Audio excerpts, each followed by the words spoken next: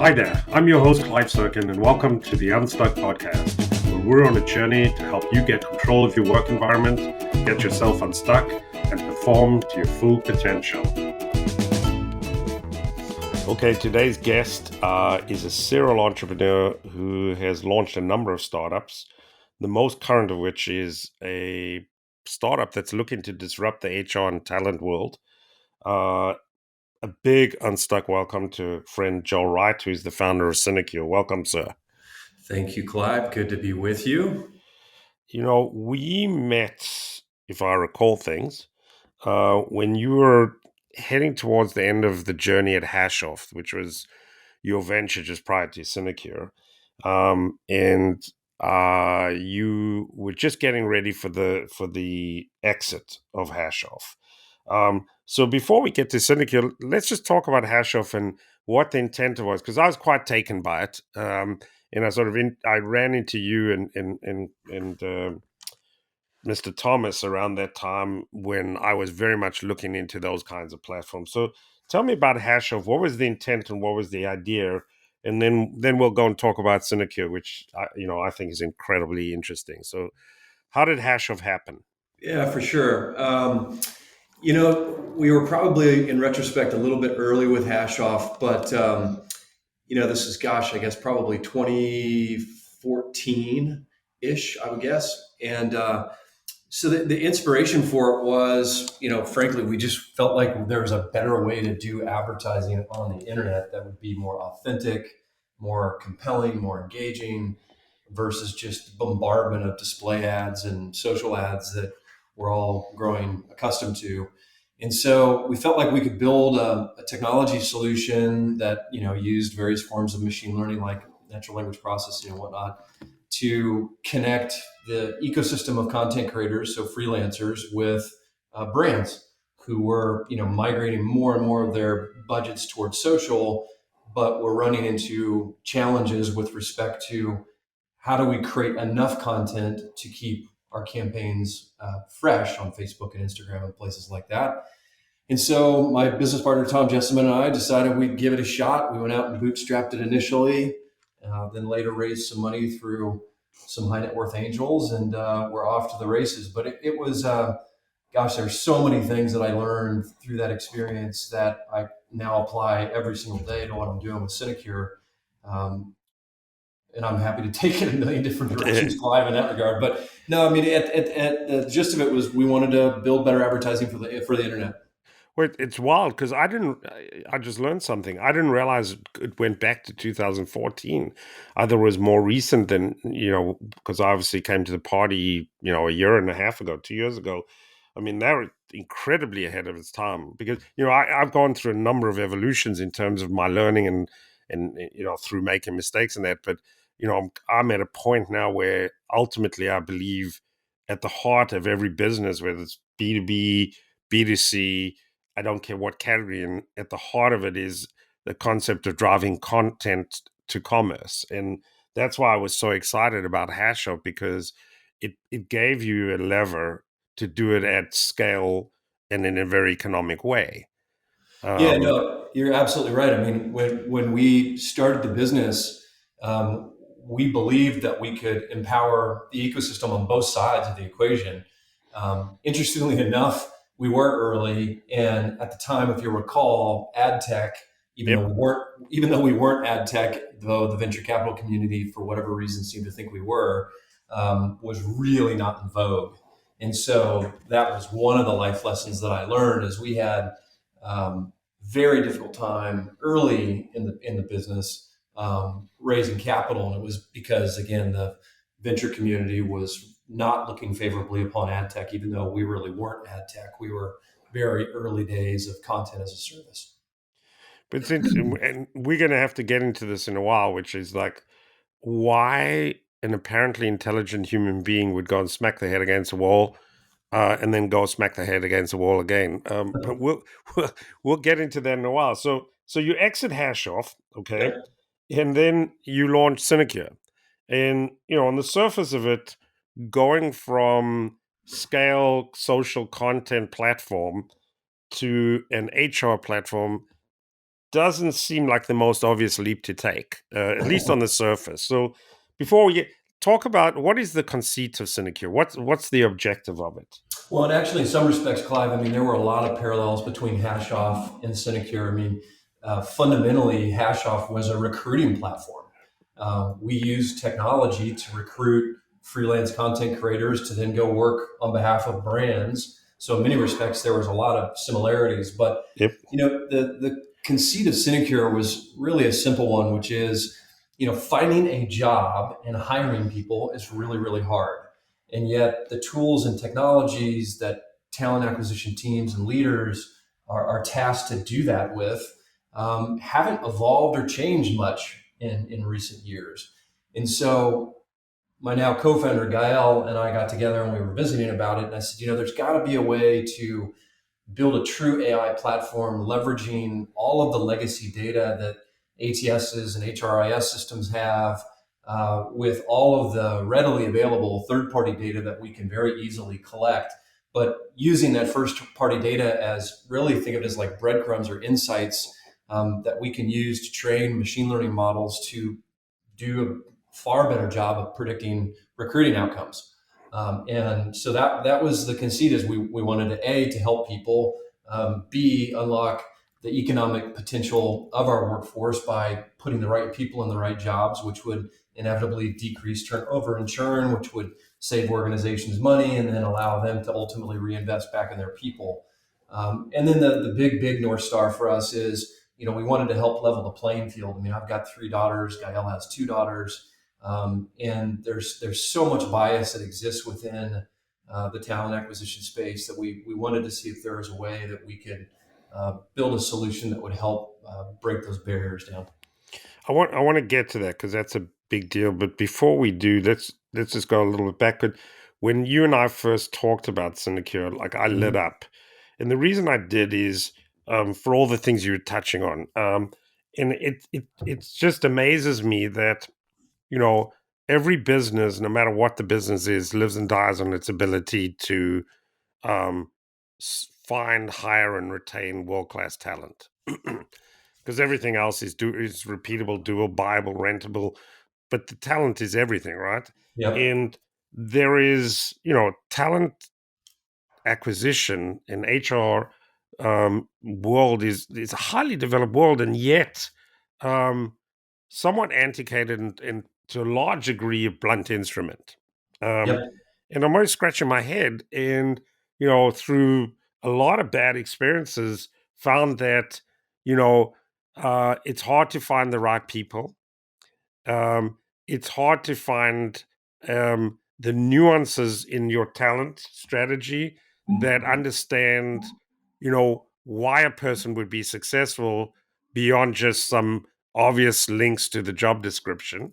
Right. Why they would be successful in terms of culture and connectivity with the ethos of the company and fit for the job in the group and the group in the company. And there's so many dimensions, and yet my historical experience has been I'm either reliant on a deep relationship with a headhunter who has very analog relationships, and I'm sort of hunting in that pond, or I'm playing a scale game which is unbelievably blunt, an unbelievably blunt instrument. So as I understand it, is your intention is to address both of those and everything in between, right? Yeah, I mean, at the end of the day, what we believe and what we are now doing is we can leverage data insights to take what's largely a one-dimensional experience. And what I mean by that is recruiters are largely reliant on platforms like LinkedIn, where it's all self-reported data. And so you've got to spend a lot of time assessing the truth and the validity to the claims that candidates make, because obviously that's a promotional platform. People want to promote themselves as being a domain or subject matter expert. But there's so much additional insight, information, and what we think of as breadcrumbs around the web that are available for us to collect. And then there's also a massive amount of historical data that we can look at to say, hey, who's been successful in this role in the past and why were they successful versus who was not successful and what are the attributes that those candidates shared. so that we can glean from those insights, apply it against the broader third-party data set, to then ultimately, again, weave them together to drive far more predictable recruiting outcomes.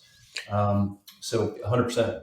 Right. So it sounds like two parts of the equation. One is a more complete, and I think this was your term, a more complete sort of fingerprint of the candidate. Mhm. And the other is a greater understanding, predictability of what success criteria are. Is that, am I Yeah, and then decoding it also correctly? coupling in speed and efficiency. So I mean, with our MVP product that we launched a few months ago, what we wanted to be able to do was help recruiting teams solve for two big issues that they face today. And then I can certainly talk about where we're going next. But the first of which is, how do I get to a prescriptive list of candidates that are highly qualified for a very specific role?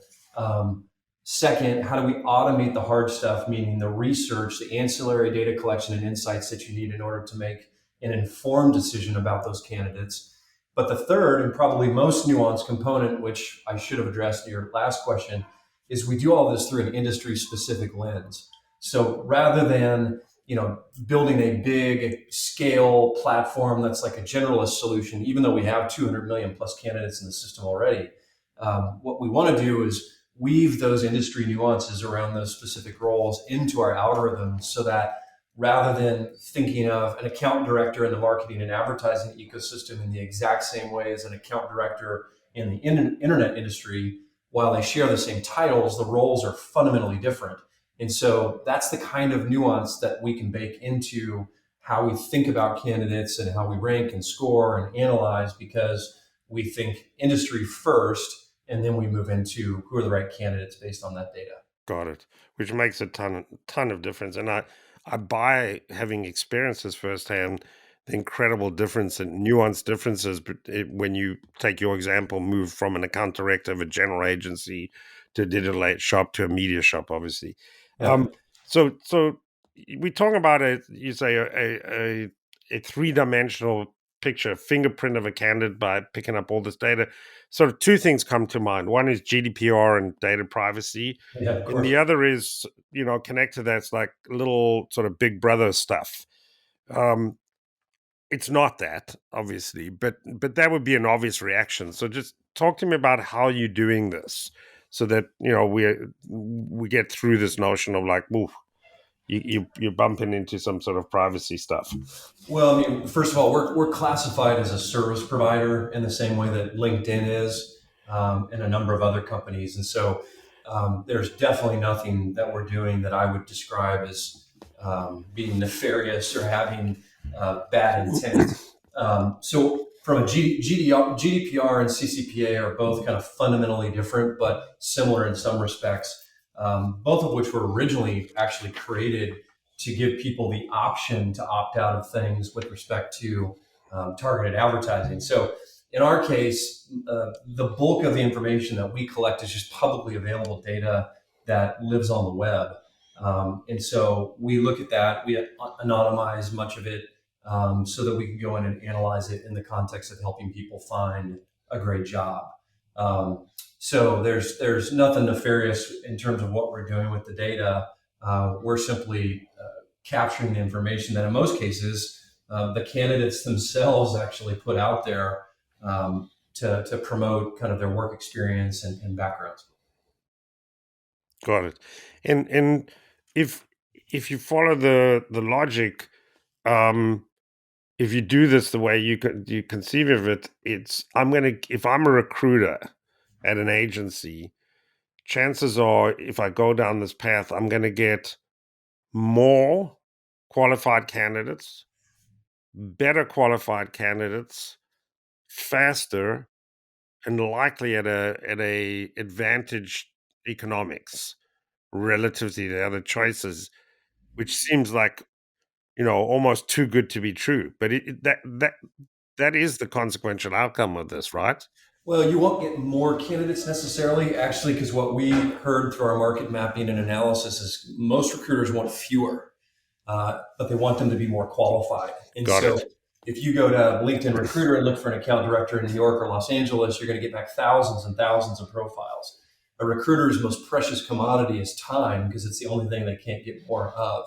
And so if we can give them time back while giving them the candidates that they need who are super qualified and likely going to be more responsive as a byproduct of that, then inevitably it'll drive key KPIs like reducing time to fill, reducing churn, all of which will improve the overall effectiveness and efficiency of those talent acquisition teams because they'll be able to do more with the same number of hours that they have in a day. So, yes, I mean, it is supposed to be too good to be true. We're still early days and Yeah. working through some of the kinks, but that's ultimately the goal for sure.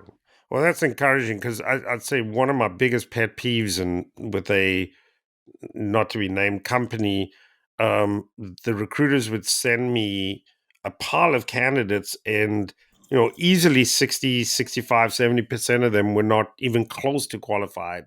And the answer I got was, and I'm like, how on earth did you send these? And the answer was, well, they match keywords. So let's say I was looking for, I don't know, shopper marketing candidate, and there was something about retail or shopper in that resume. It got sent through. Well, And I I mean, was like, yeah, no, I mean, you're right. It's super frustrating because, I mean, by the way, I mean, I've hired lots of people in my career, and for the most part, actually, with maybe one exception, I've never had a positive experience in working with an external recruiter. It's like buying a house. You end up being the one who goes on Zillow and finds all the listings, and then you say, "Hey, set up an appointment to go view these places." It's the same thing in recruiting. Um, so yeah, I mean, that's what we want to be able to do is to help decrease that dependency, make the process faster, smarter, more intelligent, more predictable, which will obviously be a win for for everybody. everyone. And for recruiters, actually, Well, external search firms, it'll make them look better in the process and allow them to do more searches simultaneously. that's exactly where I want to go, because I don't want this to be like a beat down on recruiters, and certainly not headhunters who have I've had incredible experience with them. But I that's where I was going. It's like this seems like an obvious solution for them to be more effective in their role, because they're only as good as what they have available to them. Yeah, I mean that's exactly right. I mean, let's be honest. I mean, all of the recruiters I've worked with are wonderful people. Really worked hard. Were really trying to do everything they could to put the best candidate in the role. So don't get me wrong there, but they're just limited based on the tools and technologies that they have available to them. And let's be frank. I mean, their jobs are hard. Nobody's ever happy with what they do, and so there's a lot of criticism and critique that goes on. But yes, I mean, if we can help them do it smarter, faster, more efficiently, then their customers are going to be happy. Their hiring managers are going to be happy. They're going to be able to increase their Well, output, grow their business, a whole bunch of positive things well, happen. and their jobs only got harder because in a post-COVID environment, it's incredibly hard. This is the number one thing I hear from everyone I talk to is how incredibly hard it is to find uh, highly qualified candidates, um, for the open roles. Yeah. And there's a ton of them. I mean, I got a call from someone who said, I'm looking for X for the X role, and I go, what's the criterion? Sort of tongue in cheek, the person said, look, preferably someone with a heartbeat, but I'm open. And and it was just they were betraying their frustration, in terms of the struggle to go and get talent in this environment.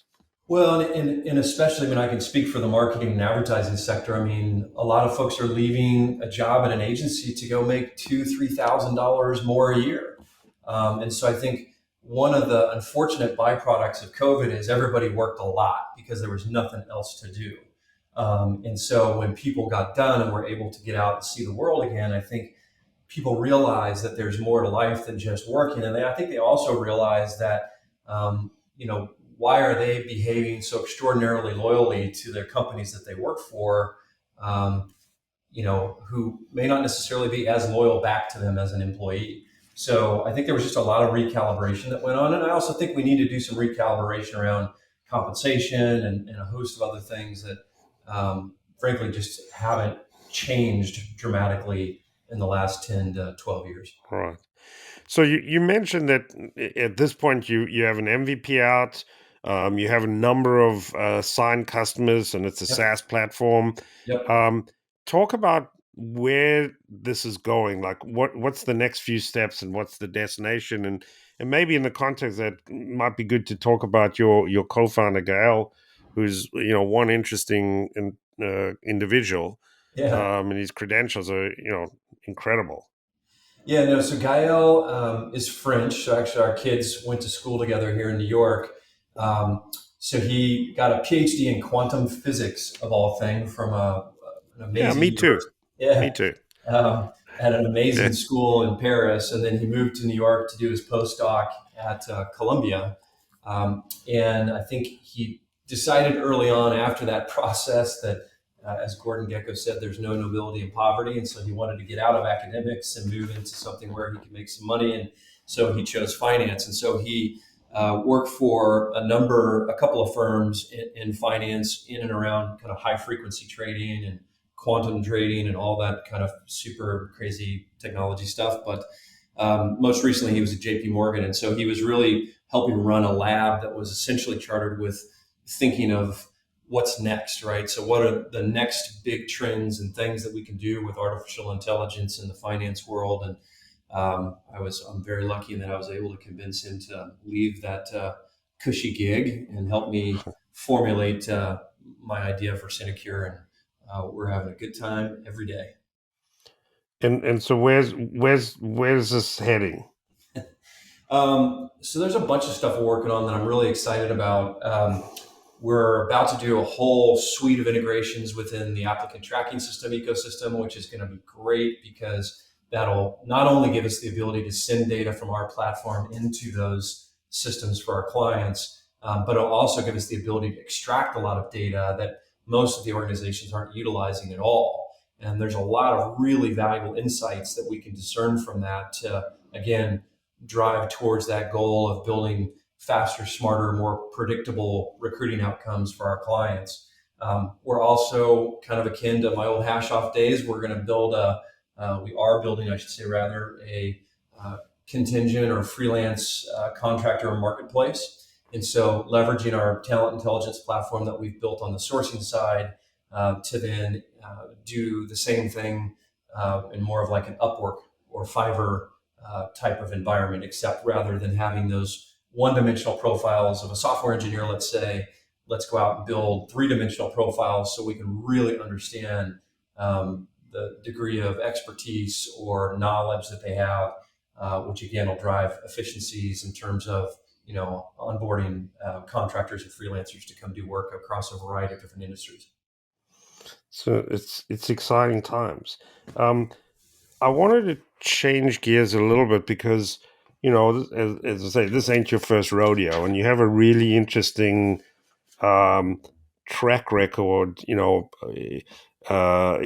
stints at Yahoo, a stint at Travelocity, Ning, Slingshot, and a bunch others. And they're all sort of interesting stories as I understand them. I'd like to. There's probably an arc that sort of led you to where you are now. Yeah.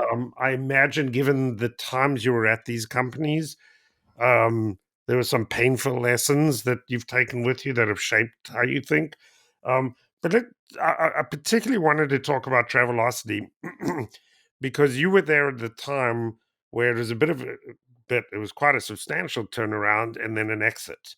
Yep. So talk a little bit about that, and then at your discretion, pick up the past sort of narrative of your journey and what you've learned along the way and how you've taken it with you.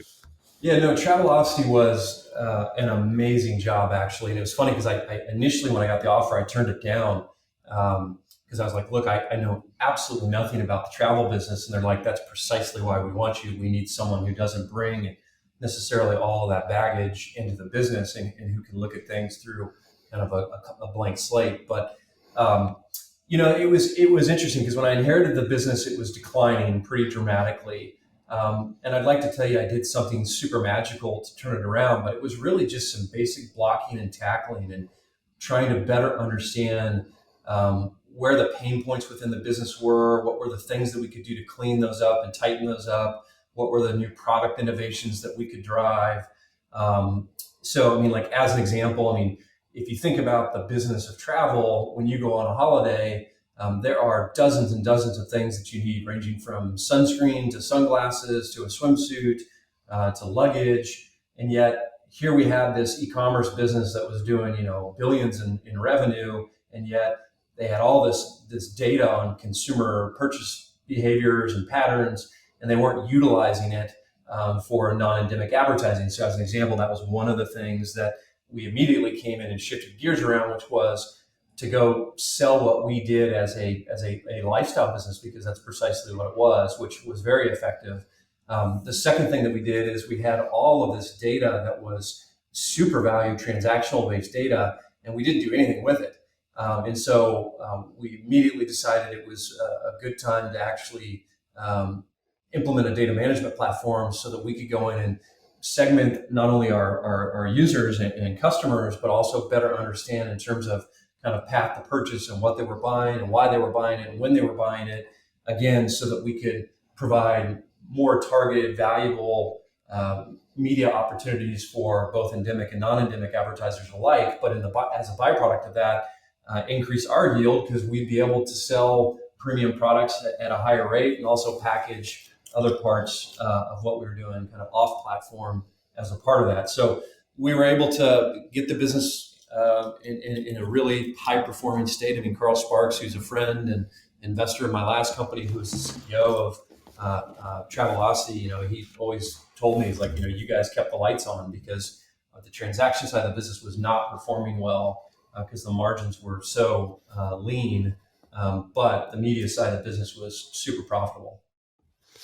So and then why 2 stints at Yahoo? And there was you came back for more. No, in retrospect, I mean, look, my first time at Yahoo was such an extraordinary period there. I mean, we were the, I And guess, just sorry, put in perspective the time frame, because that has significance. yeah, I mean, that was, what was it, late 2000, early 2001 through the end of 2005 is when I was there. So, I mean, imagine we were kind of akin to Facebook or Meta now at the time. I mean, I think we had like 60+% market share. And, so it was a super fun time to be there. And we were really innovating too, doing lots of cool stuff. I mean, ranging from, developing the first streaming video ad on the internet was one of the projects that I was fortunate to work on, to like the original homepage takeover on Yahoo, which became a huge business for them. I remember doing a promotion for the movie, if you remember this one, Red Dragon, at Universal, where it was the first streaming rich media ad format on the homepage of Yahoo. It was hugely successful. So the reason why I went back, so in retrospect, it was fun, not as much fun as the first go around.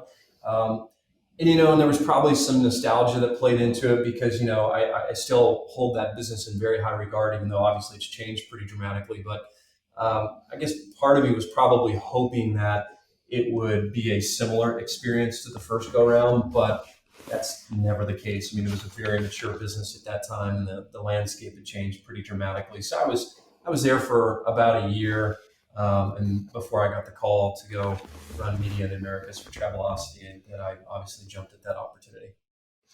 So, having had this journey, a lot of companies on the edge, on the cutting edge of the digital innovation journey, early stages, late stages, turnarounds, and then the number of startups you've done. What advice do you have for people? There's a bunch of people who listen to this who are, pre-revenue startup, early stage startups. What advice do you have for them based on, the scars that you carry?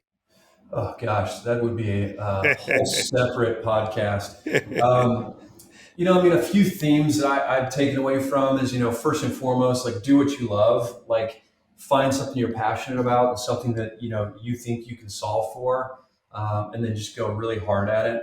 Uh, the second thing I would say is only do it with people you like. Make sure that you are surrounded by good people, because one, life's too short to be surrounded by jerks. But two, you spend so much of your life with them that it's super important. I learned that lesson the hard way with my first startup, Slingshot, because I got into business at the time with a former Yahoo colleague of mine who was at the time one of my closest friends. and turned out to be an extraordinarily toxic human being when he started to run around with some of my friends that worked in the entertainment business.